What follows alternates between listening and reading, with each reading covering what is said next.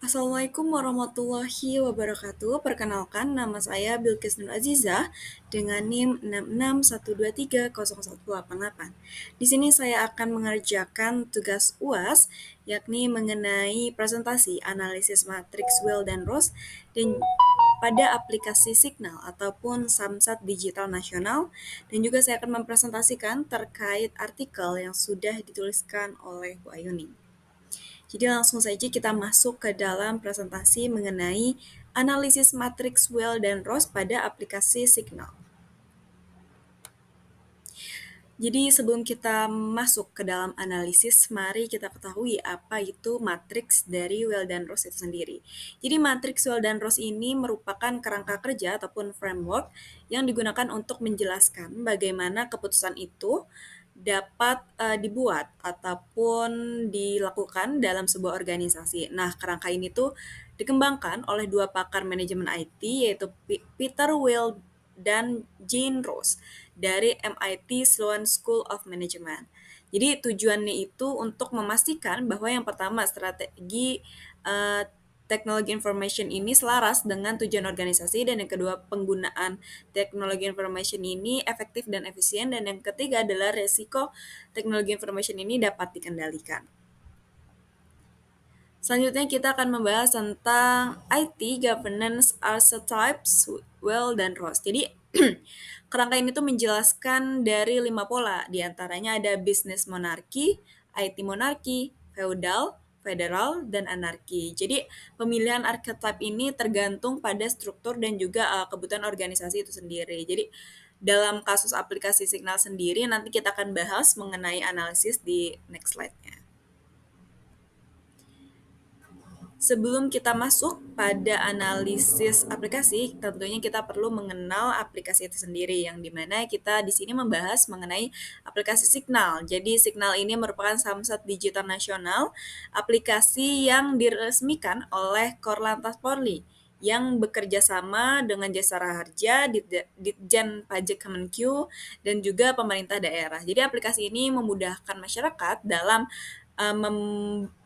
membuat ataupun membayar pajak kendaraan bermotor seperti PKB, dan juga melakukan perpanjangan STNK, dan juga membayar SWDK LLJ, dan serta melakukan pengesahan STNK secara digital tanpa perlu hadir ke kantor Samsat. Jadi kita bisa melakukannya lewat HP saja. Nah, tentunya Signal ini memiliki manfaat, yaitu sebagai transformasi dari pelayanan publik untuk meningkatkan efisiensi, transparansi, dan juga kenyamanan dalam membayar pajak kendaraan.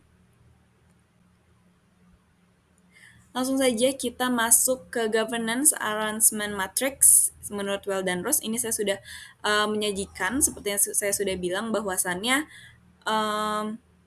Governance Arrangement Matrix ini sesuai dengan kebutuhan organisasi tersebut. Jadi jika memang tidak ada kolom yang terisi, berarti memang kebutuhannya tidak berada di situ. Jadi yang pertama ada business monarki. Yang pertama di sini masuk ke dalam IT principle, yaitu diinput oleh Korlantas Dirjen Pajak, dan juga decision making-nya dibuat oleh Korlantas itu sendiri. Nah, selanjutnya ini tidak ada IT arsitektur dan juga infrastruktur strategis dan business application need. Kita langsung ke IT investment.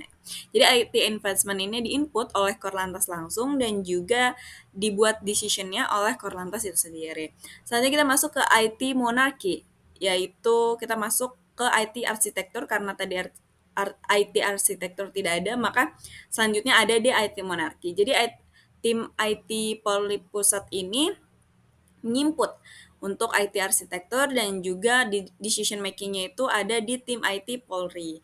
Nah, selanjutnya itu IT infrastruktur strategis yang diinput oleh IT Center Samsat Nasional, yang selanjutnya dibuat keputusan oleh IT Center. Nah, selanjutnya ini tidak ada kolom feudal, nanti kita akan dijelaskan di next slide. Selanjutnya kita beralih ke federal. Jadi IT principle ini mem-guide ataupun melaksanakannya dengan Pemda dan juga Jasara Harja. Jadi ada beberapa stakeholder di dalamnya. Nah, untuk IT arsitektur itu sendiri, ini Pemda menginput kebutuhan dari daerah. Jadi Pemda mencari apakah masyarakat banyak yang ingin membayar pajak tersebut secara digital. Dan juga untuk IT infrastruktur strategisnya, ini ada Pemda dengan Jasara Harja yang bekerja sama untuk menginput IT infrastruktur strategis. Dan juga untuk business application needs ini ada pada warga itu sendiri, kepada masyarakat sebagai konsumen dari pelayanan publik ini sendiri, dan juga kantor dari Samsat daerah. Serta untuk decision making-nya itu ada Ditjen Pajak yang memutuskan langsung, dan juga untuk IT investment-nya ada Pemda dan juga ada Pemda untuk menginput alokasi itu sendiri. Langsung kita masuk ke dalam pembahasan selanjutnya. Mengapa tadi ada 3 kolom yang tidak terisi? Mengapa feudal, duopoli, dan anarki itu tidak relevan dengan kebutuhan organisasi pada aplikasi Signal ini sendiri? Jadi, archetype ini memiliki alasan tidak digunakan dalam Signal gitu. Jadi yang pertama feudal, karena tidak ada unit daerah yang mengambil keputusan teknologi information secara mandiri. Jadi semua daerah itu mengikuti dari tim pusat saja, karena ini merupakan aplikasi yang dibuat secara pusat, yaitu Samsat Digital Nasional gitu. Jadi dibuatnya secara pusat top down, terus diimplementasikannya ke beberapa daerah dan juga dengan beberapa stakeholder seperti Pemda dan juga Jasara Harja. Selanjutnya duopoli, karena tidak hanya melibatkan satu unit bisnis dan IT, tapi melainkan kolaborasi multi lembaga seperti yang sudah dijelaskan tadi, ada Ditjen Pajak Kemenq dan juga Jasara Harja dan Korlantas Polri dan sebagainya. Dan yang terakhir adalah anarki. Anarki ini tidak mungkin diterapkan dalam sistem nasional karena menimbulkan resiko integrasi dan juga keamanan dan akuntabilitas, karena kan sistem digital ini menyangkut keamanan ataupun privasi warga masyarakat yang ingin membayar pajak secara online. Jadi anarki ini terlalu beresiko untuk diterapkan di aplikasi Signal ini sendiri.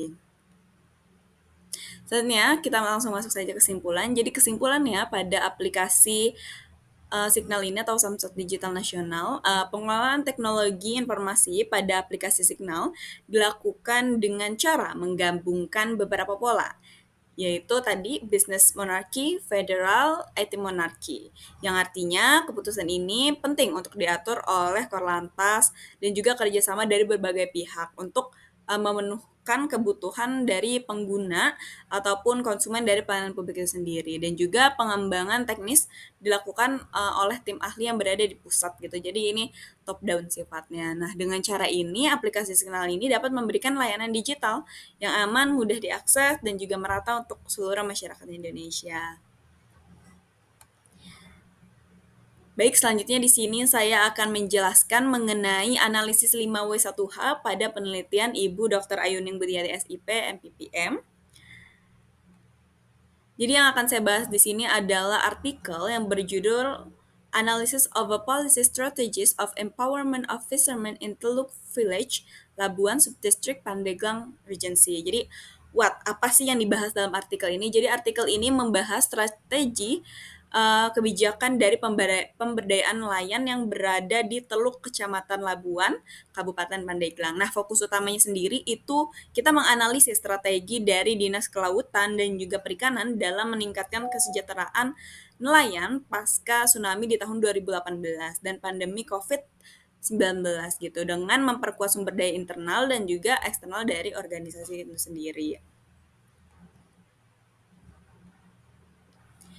Kita lanjut, siapa yang berada dalam stakeholder yang ada di artikel ini sendiri. Jadi pihak yang terlibat itu antara lain, yang pertama ada nelayan Desa Teluk itu sebagai sasaran kelompok utamanya.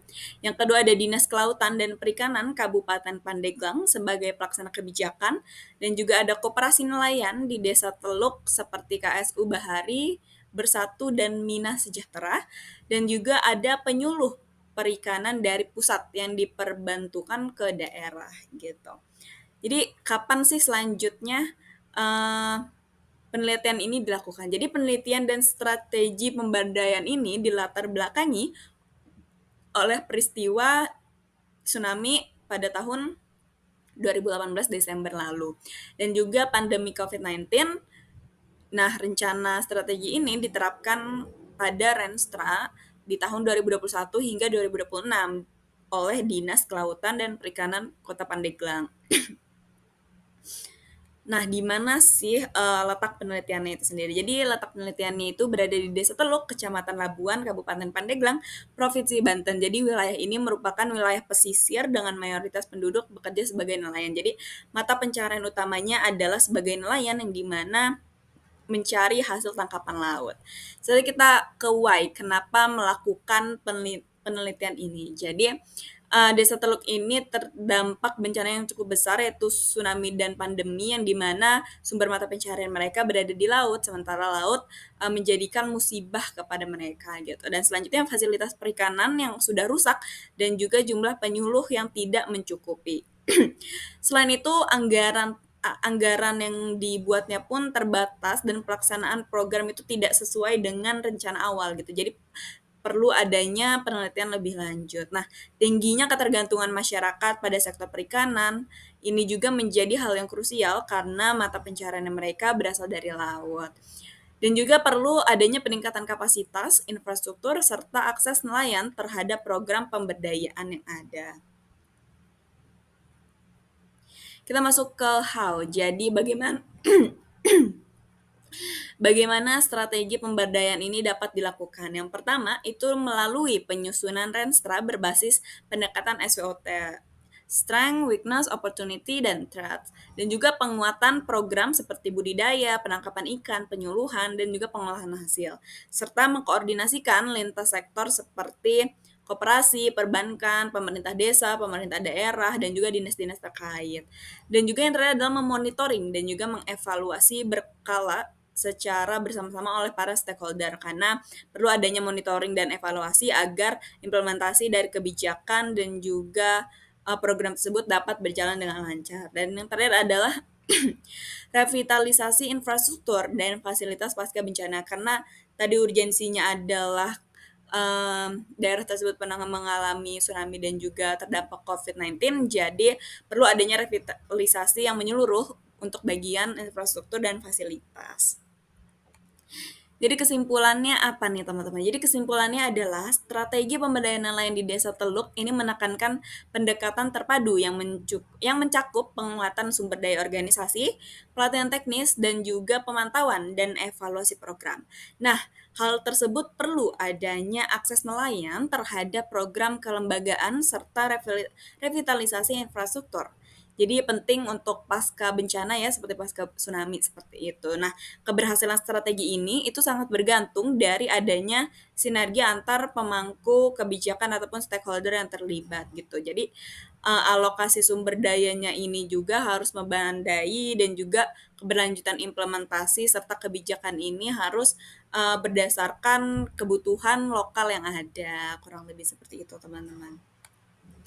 Jadi cukup sekian presentasi dari saya, kurang lebihnya mohon maaf. Semoga teman-teman yang menonton video ataupun Ibu Aining sendiri dapat memahami presentasi dari saya. Kurang lebihnya mohon maaf. Wassalamualaikum warahmatullahi wabarakatuh.